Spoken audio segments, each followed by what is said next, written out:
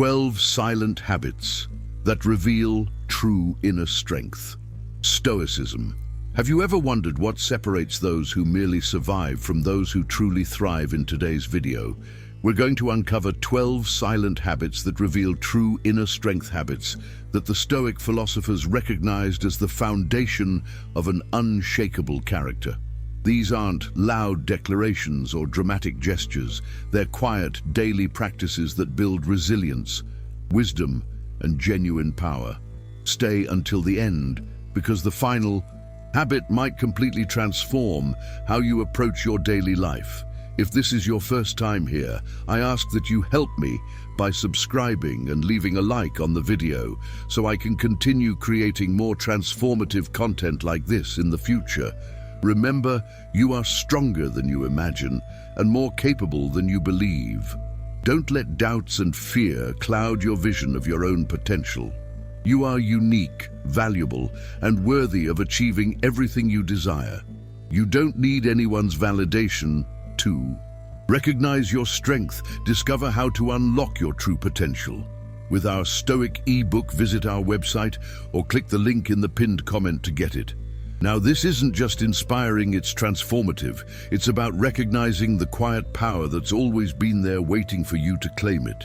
Stoicism teaches us that true strength isn't found in what we show the world, but in what we cultivate within ourselves. Let's dive into the 12 silent habits that reveal you possess true inner strength.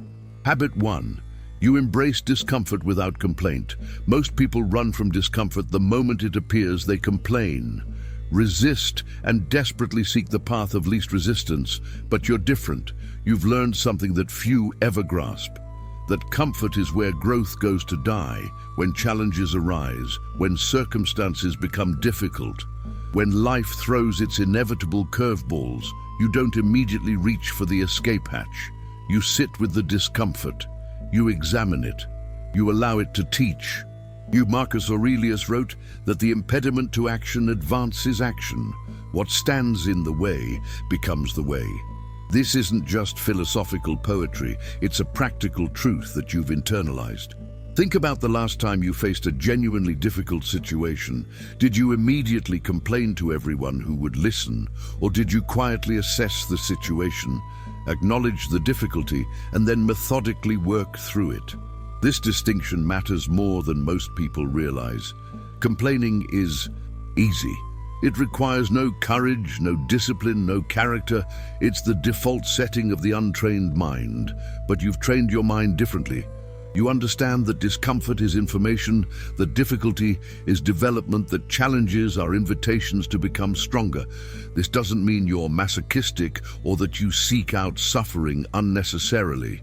It means you've developed the rare capacity to face inevitable difficulties without making them worse through resistance and complaint. When you embrace discomfort silently, you're demonstrating one of the most powerful habits of inner strength, the ability to metabolize difficulty and transform it into wisdom. Seneca reminded us that difficulties strengthen the mind as labor does the body. Your silent acceptance of discomfort isn't resignation, it's recognition. Recognition that growth lives on the other side of comfort, and that complaining about the journey only makes it longer. Habit 2. You listen more than you speak. In a world where everyone is desperate to be heard, where people interrupt each other to ensure their voice dominates, where social media has turned existence into a performance, you've discovered something profound: the power of silence. You've noticed how rare genuine listening has become. Most people aren't really listening when others speak. They're simply waiting for their turn to talk. They're formulating their response, rehearsing their comeback, preparing their own story to share the moment a gap appears in a conversation. But you do something different. You actually listen. When someone speaks to you, you give them your full attention. You notice not just their words, but their tone, their body language, the emotions beneath what they're saying. You ask clarifying questions. You sit with silence instead of filling every gap with your own voice. Epictetus taught that we have 2 ears and 1 mouth, so we can listen twice as much as we speak. This simple observation contains a lifetime of wisdom in listening. You gain information, you understand perspectives, you see patterns that others miss. You learn things that people actively talking never discover. There's a reason why the wisest people in any room are often the quietest ones. They understand that speaking reveals what you already know, while listening reveals what you don't. Your habit of listening more than you speak demonstrates profound inner strength because it requires you to control one of the most powerful human impulses, the desire to be seen and heard and validated. You've transcended that need, at least partially. You've recognized that your value doesn't depend on how much airtime you get in conversations. This quiet habit gives you tremendous advantages in relationships. People feel truly heard by you, which creates deep bonds in negotiations. You gather information, while others reveal their positions in conflicts. You understand all perspectives before responding. Your silence isn't emptiness, it's fullness. It's the fullness of attention. Awareness and wisdom accumulating. Habit 3. You maintain consistency regardless of motivation. Here's a truth that separates the truly strong from the pretenders. Motivation is unreliable. It comes and goes. Like the tide, it's influenced by sleep quality, weather hormones, external circumstances, and 1,000 other factors beyond your control. Most people are slaves to motivation. They only take action when they feel inspired, when the mood strikes, when conditions are perfect. You've broken free from this tyranny. You understand something fundamental that the Stoics knew 2,000 years ago, that excellence is not an act, but a habit. You don't wait to feel like doing the right thing. You simply do it, whether you feel like going to the gym or not. You go, whether you feel like eating well or not. You do, whether you feel like working on your goals or not. You work. Marcus Aurelius, despite being the most powerful man in the world, maintained his philosophical practices and personal disciplines, not because every day he felt motivated, but because he understood that character is built through consistent action, regardless of feeling. Your consistency reveals inner strength because it demonstrates self-governance. You're not controlled by your fluctuating emotional states. You've developed the capacity to act according to your values and commitments, independent of how you happen to feel in any given moment. This is rare. Most people are puppets of their own emotions, pulled by invisible strings of mood and circumstance, acting only when conditions align favorably, but conditions rarely align favorably. Life is messy, unpredictable, challenging. The person who waits for perfect conditions to take action will wait forever. You've recognized this reality and adjusted accordingly. The ancient Stoics practiced what they called voluntary discomfort, deliberately doing difficult things, not because they had to, but because it strengthened their will. Your consistent action, regardless of motivation, is a modern version of this practice. Each time you act, despite not feeling like it, you're strengthening the most important muscle you have, your will. This habit compounds over time. Consistency might seem boring compared to dramatic gestures and bold declarations, but it's consistency that builds empires, that transforms bodies, that creates mastery, that develops character. Your quiet, unwavering consistency is one of the clearest signals of genuine inner strength. Habit 4. You accept full responsibility. Without making excuses when something goes wrong in your life, do you immediately look for someone or something to blame, or do you ask yourself what role you played in the outcome? This distinction separates those with true inner strength from those who remain perpetually stuck in victim consciousness. You've developed the rare habit of accepting full responsibility for your life circumstances. This doesn't mean you foolishly blame yourself for things genuinely beyond your control.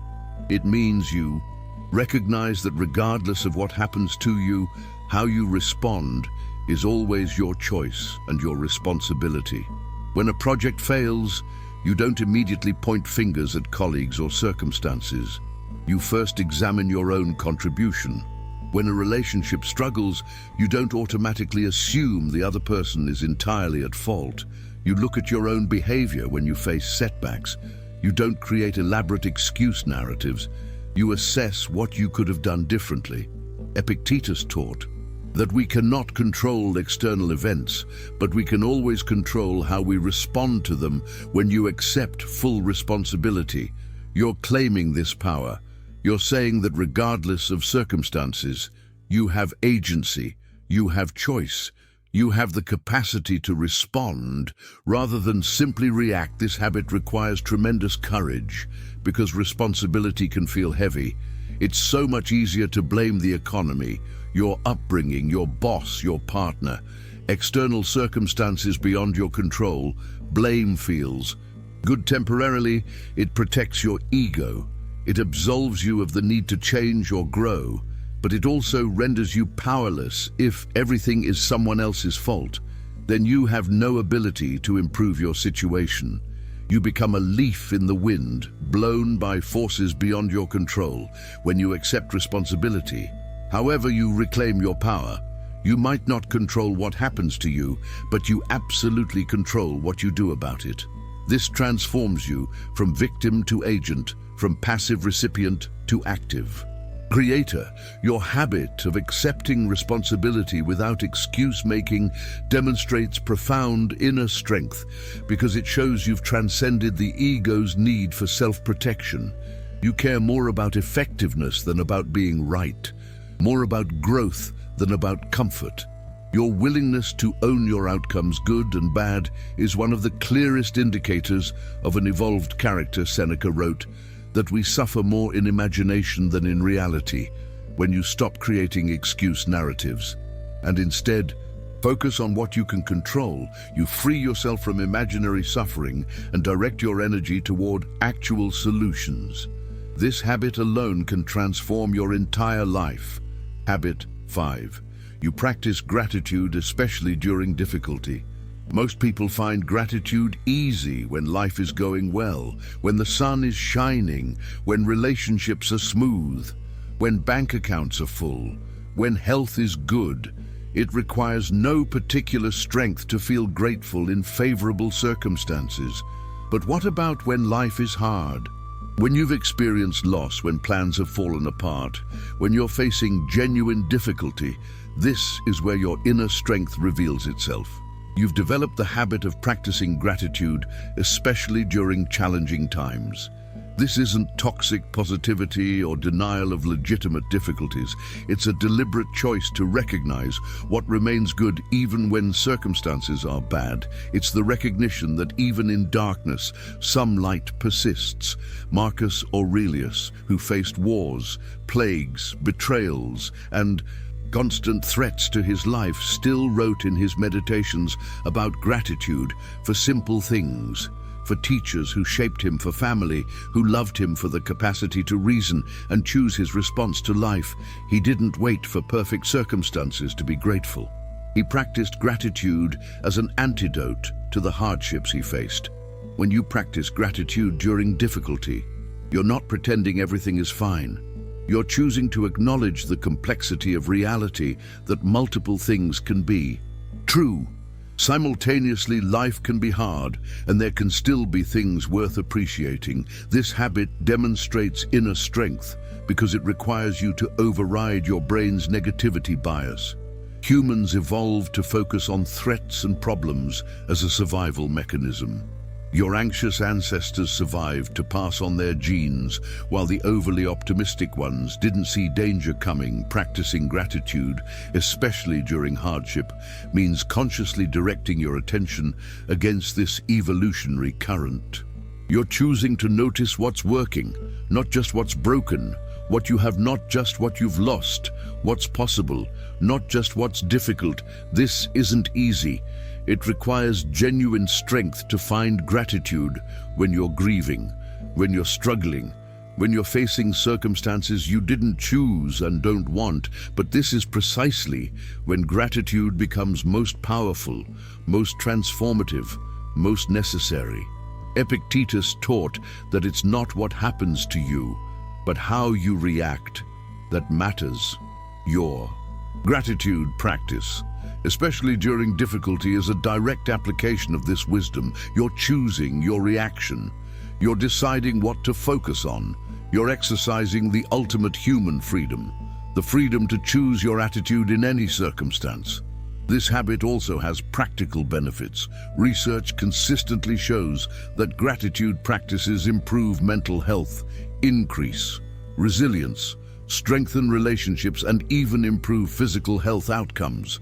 But beyond these benefits, gratitude during difficulty keeps you anchored to reality in its fullness, not just its painful aspects. It prevents you from catastrophizing, from making temporary circumstances feel permanent, from losing perspective. Your consistent practice of gratitude, especially when life is hard, reveals that you possess the kind of inner strength that can't be shaken by external circumstances, because you've learned to find stability, not in favorable conditions, but in your own chosen response to whatever conditions arise. Habit 6. You set boundaries without guilt or explanation.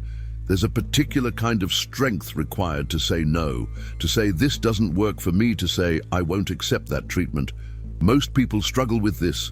They say yes when they mean no. They tolerate disrespect to avoid conflict. They sacrifice their own well-being to please others, to keep peace, to maintain relationships that perhaps shouldn't be maintained. You've developed something different. You set clear boundaries, and you do so without guilt or excessive explanation.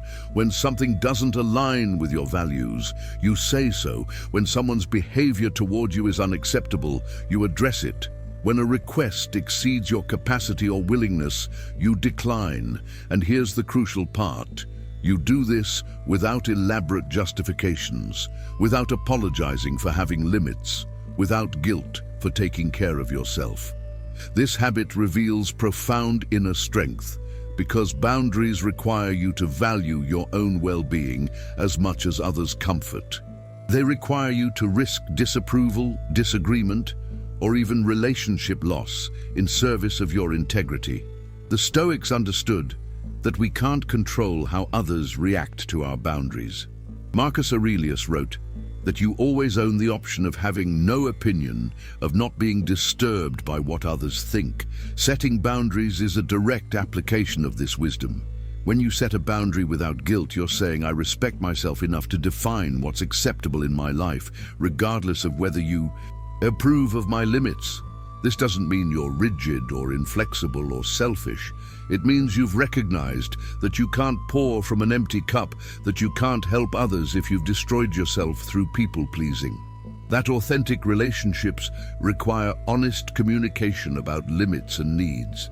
Many people confuse boundaries with walls. Walls keep everyone out indiscriminately. Boundaries are selective, permeable. They define what behaviors and interactions you'll accept while remaining open. To genuine connection, the person with strong boundaries isn't isolated. They're protected. They've created space for healthy relationships by excluding unhealthy dynamics. Epictetus taught that no one can hurt you without your permission. When you set boundaries without guilt, you're withdrawing that permission. You're saying you don't have access to my peace, my energy, my time, unless I choose to grant it, and I grant it on terms that respect my well-being. Your ability to set boundaries without over-explaining demonstrates that you don't need external validation for your limits. You trust your own judgment. You respect your own needs. You value your own peace enough to protect it. This is strength in its purest form. The quiet confidence to define your own terms of engagement with the world. Habit 7. You stay calm in crisis, while others panic when crisis hits, when the unexpected happens, when chaos erupts. Most people panic, they become reactive, emotional, scattered. Their prefrontal cortex goes offline and their amygdala takes over. They make poor decisions, driven by fear and urgency. You respond differently when others are losing their heads, you keep yours. When panic spreads, you remain calm. When emotion dominates, you stay rational. This isn't because you don't feel fear or stress. It's because you've trained yourself not to be controlled by these feelings. Marcus Aurelius faced constant crises, wars on multiple fronts, political conspiracies, plagues that killed millions of his citizens. Yet in his meditations, he writes with remarkable calm, consistently returning to the principles that guided him, regardless of external chaos. Your ability to stay calm in crisis demonstrates several aspects of inner strength. First, it shows you've developed the capacity to separate stimulus from response, between something happening and your reaction. There's a gap, and you've learned to widen that gap to create space for choice rather than collapsing into automatic reaction. Second, it reveals that you trust yourself. You trust that you can handle whatever comes, that panic won't help, that calm assessment will serve you better than emotional reactivity. This self-trust is the foundation of genuine confidence. Third, your calm in crisis shows you've internalized the Stoic distinction between what you control and what you don't. You don't waste energy panicking about things beyond your control. Instead, you direct your full attention and resources toward what you can actually influence. Epictetus taught that we're disturbed not by events but by our view of events. Your calm in crisis shows you've absorbed this wisdom. You understand that the crisis itself, whatever it may be, is less important than how you choose to respond to it. This doesn't mean you're cold or unfeeling. It means you've recognized that feeling doesn't require losing control, that you can acknowledge emotions without being controlled by them, that calm doesn't mean not caring. It means caring enough to respond effectively rather than just reacting emotionally. Your calm also benefits everyone around you. When others are panicking, your stability becomes an anchor. They see that not everyone is losing control, and it gives them permission to calm down themselves. Leadership in crisis isn't about having all the answers. It's about maintaining composure that allows clear thinking. This habit has been forged through practice. You didn't suddenly become calm in crisis. You've worked at it. You've practiced staying present. When stress rises, you've trained yourself to breathe, to assess, to separate what you can control from what you can't. This training reveals itself when it matters most, when crisis strikes and you respond with the calm strength that others marvel at, but which you know is simply the result of consistent practice. Habit 8. You forgive, but don't forget. Forgiveness is often misunderstood.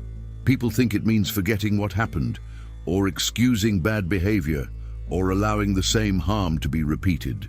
None of these are true forgiveness. You've learned is primarily for your own benefit. It's the release of the poison of resentment that harms you far more than the person you resent. When someone wrongs you, betrays you, or harms you, you feel the natural human response: anger, hurt, desire for justice or revenge. But you've developed the strength to move beyond these initial reactions towards something more powerful: forgiveness.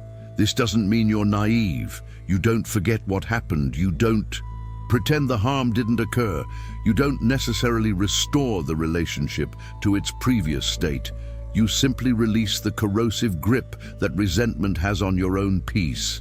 Marcus Aurelius wrote that the best revenge is to be unlike him who performed the injury. When you forgive, you're refusing to let someone else's worst behavior determine your own character. You're saying, your actions don't get to define who I am or how I show up in the world. This requires tremendous strength, because the ego wants revenge, wants justice, wants the other person to hurt as much as they hurt you. Forgiveness means disappointing that ego, choosing peace over vindication, choosing your own well-being over the satisfaction of seeing someone else suffer. But here's the crucial distinction: you forgive, but you don't forget. Forgetting would be foolish. It would leave you vulnerable to the same harm repeated instead. You learn from what happened. You adjust your boundaries. You perhaps distance yourself from that person. You certainly become more discerning about who you trust. With what this combination of forgiveness with wisdom demonstrates remarkable inner strength. It shows you can hold two truths simultaneously. I release my resentment toward this person, and I remember what they're capable of. I wish them no harm, and I protect myself from future harm. Epictetus taught that holding on to anger is like grasping a hot coal with the intent of throwing it at someone else. You're the one getting burned when you forgive. You drop the coal, you stop burning yourself. Your habit of forgiving demonstrates that you value your own peace more than the temporary satisfaction of nursing grudges. But your practice of not forgetting shows you haven't confused forgiveness with foolishness you've learned from experience. You've integrated the lessons, you've become wiser. This balanced approach of forgiveness, without forgetting, allows you to move forward without bitterness, while also protecting yourself from repeated harm. It's the path of wisdom, strength, and genuine self-respect. Habit 9. You invest in yourself consistently and quietly. There's a particular type of person who makes grand public declarations about their self-improvement plans. They announce their new diet to everyone, post every workout on social media, talk constantly about the book they're writing or the business they're starting.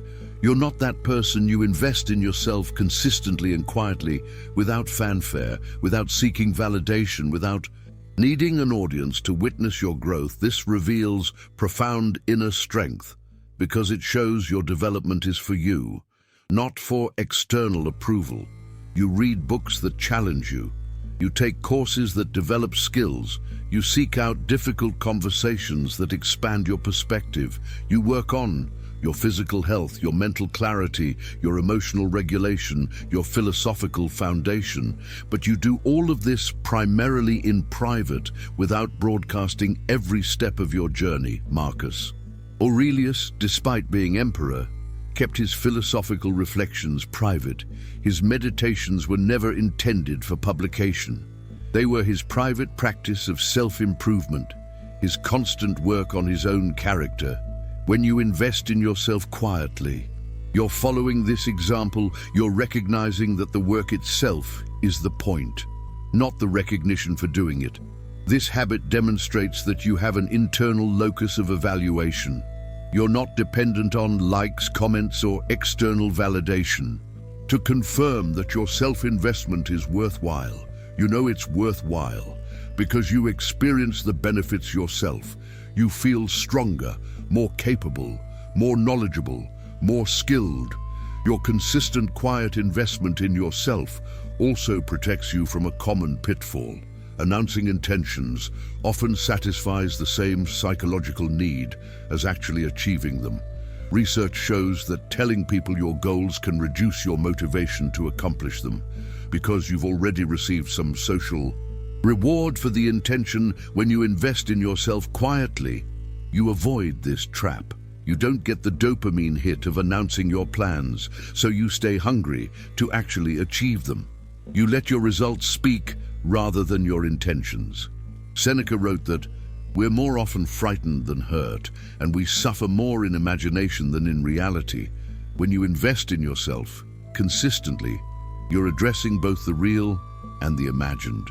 You're actually becoming more capable, which addresses real vulnerabilities, and you're building confidence, which addresses imagined ones. Your quiet, consistent self-investment isn't about being secretive or humble bragging through false modesty. It's about recognizing that the most important audience for your growth is you, that the most important approval is your own, that the work itself is the reward. This approach to self-development demonstrates an inner strength that doesn't need external validation to persist. Habit 10. You choose your responses rather than reacting automatically.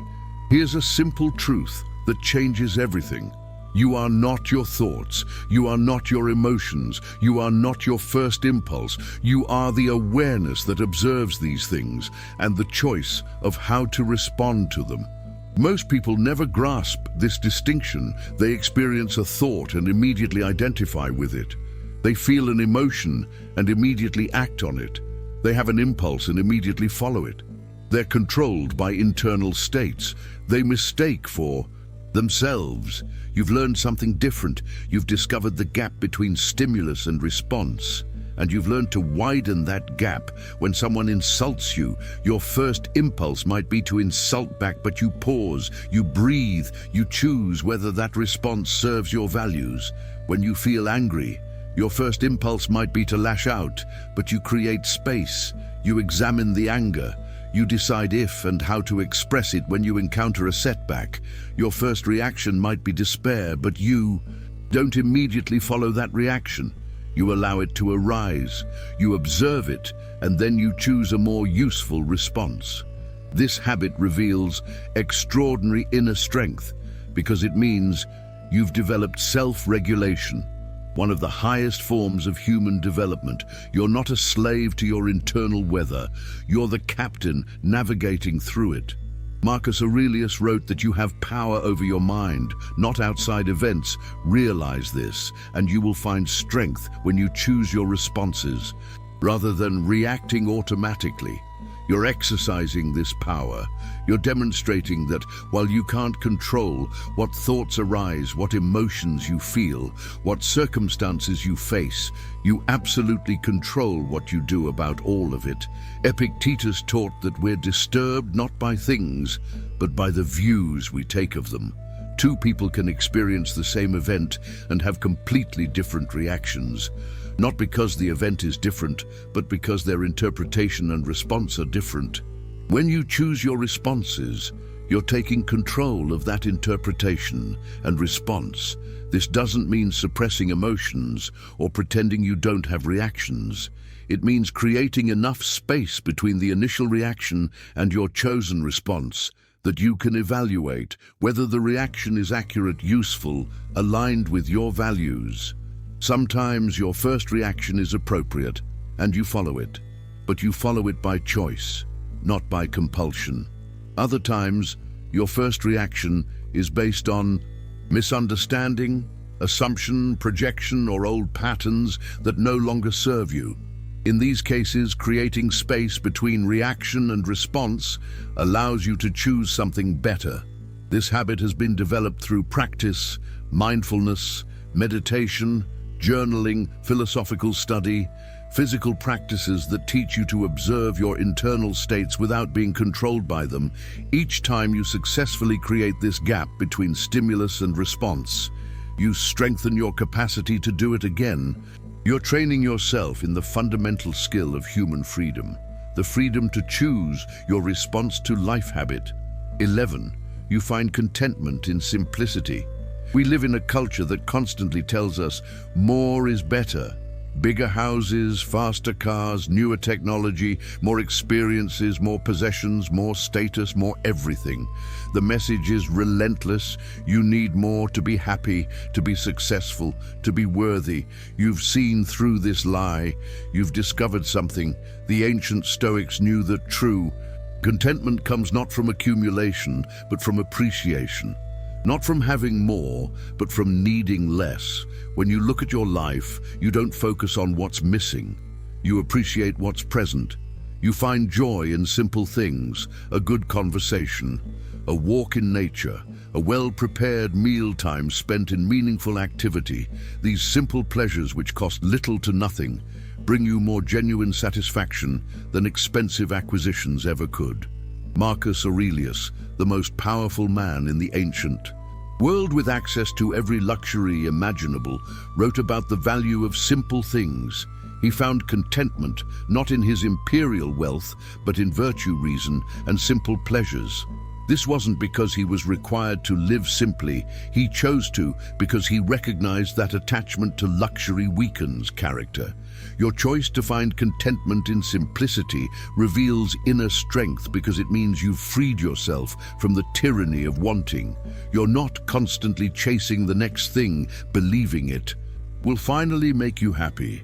You've recognized that hedonic adaptation means that no external acquisition brings lasting satisfaction.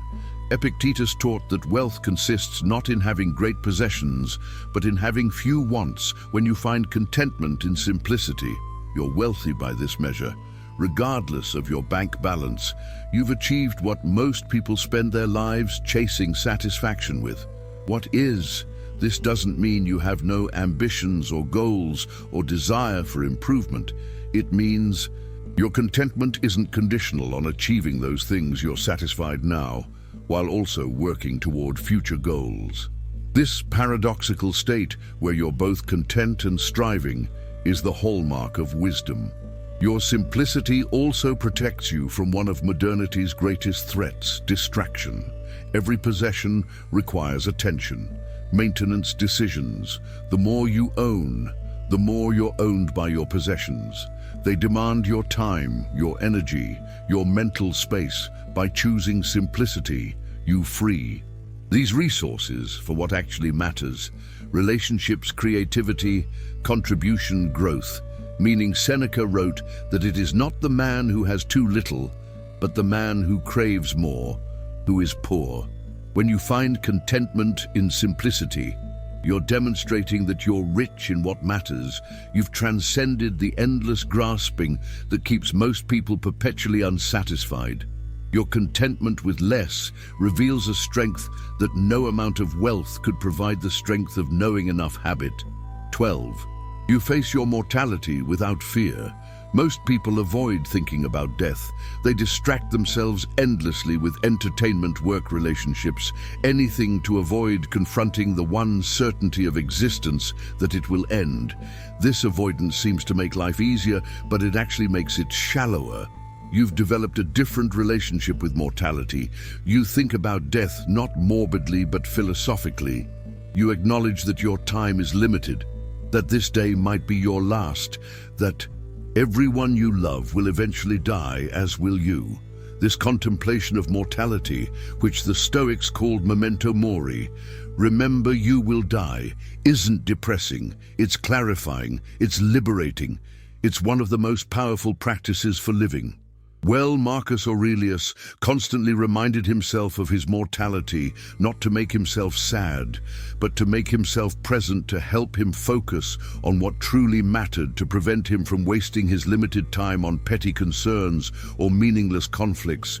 When you regularly contemplate your mortality, you gain perspective. The things that seemed so important yesterday, the minor slight, the social media drama, the status competition, suddenly reveal themselves as trivial in light of your limited time. Here, your practice of contemplating mortality demonstrates profound inner strength, because most people can't face this reality directly. It's too uncomfortable, too frightening, too confronting. But you've developed the courage to look directly at what everyone eventually faces, and rather than being paralyzed by this awareness, you're empowered by it. Epictetus taught that it's not death that a man should fear, but he should fear never beginning to live. When you regularly acknowledge your mortality, you begin truly living, because you recognize the preciousness of time. You don't postpone what matters. You don't take relationships for granted. You don't waste your limited days on things that don't align with your values. This confrontation with mortality also reduces fear of lesser things. When you've made peace with the ultimate fear, death itself, smaller fears lose their power. What's a difficult conversation compared to death? What's a financial setback compared to the end of existence? What's embarrassment or failure compared to mortality itself? Your regular contemplation of death provides a measuring stick that reveals most of what we worry about as relatively insignificant. This isn't nihilistic. It doesn't make everything meaningless. It does the opposite. By acknowledging that time is limited, it makes everything more meaningful, more precious, more worthy of attention and care. Seneca wrote that he who fears death will never do anything worthy of a living man. When you face your mortality without fear, you free yourself to fully live, to take risks, to love deeply, to create boldly, to speak truth, to pursue meaning without the paralysis that fear of death creates in most people. Your practice of memento mori, remembering death, is perhaps the ultimate indicator of inner strength, because it shows you've made peace with the one thing everyone else runs from. And in making that peace, you've unlocked a quality of presence and purpose that transforms everything. Conclusion: throughout this journey, we've explored 12 silent habits that reveal true inner strength. You embrace discomfort without complaint. You listen more than you speak. You maintain consistency regardless of motivation. You accept full responsibility without making excuses. You Practice gratitude, especially during difficulty. You set boundaries without guilt. You stay calm in crisis. You forgive, but don't forget. You invest in yourself quietly. You choose your responses rather than reacting automatically. You find contentment in simplicity, and you face your mortality without fear. If you recognized yourself in many of these habits, especially if you saw yourself in most of them, then understand something important. You possess a rare quality of character that most people never develop. But remember, inner strength isn't a destination. It's a practice. It's not something you achieve once and then possess forever. It's something you cultivate daily through small choices, through consistent action, through repeated practice. The Stoics teach us that excellence of character isn't found in extraordinary actions, though those may come, but in the ordinary decisions we make every single day. Marcus Aurelius wrote that waste. No more time arguing what a good man should be. Be one you have. All the resources you need within you to continue developing these habits: time, attention, intention, will, energy. Now it's your responsibility to direct these resources purposefully toward your highest potential. Don't wait for permission. Don't wait for the perfect moment. Don't wait until you feel ready. Begin now from where you are with what you have, each small step you take toward these habits. Each moment of choosing response over reaction. Each instance of gratitude. During difficulty, each boundary you set without guilt. Each calm choice during crisis is building the monument of your character.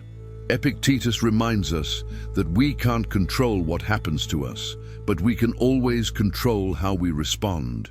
Your inner strength will be defined not by the circumstances you face, but by how you choose to meet them.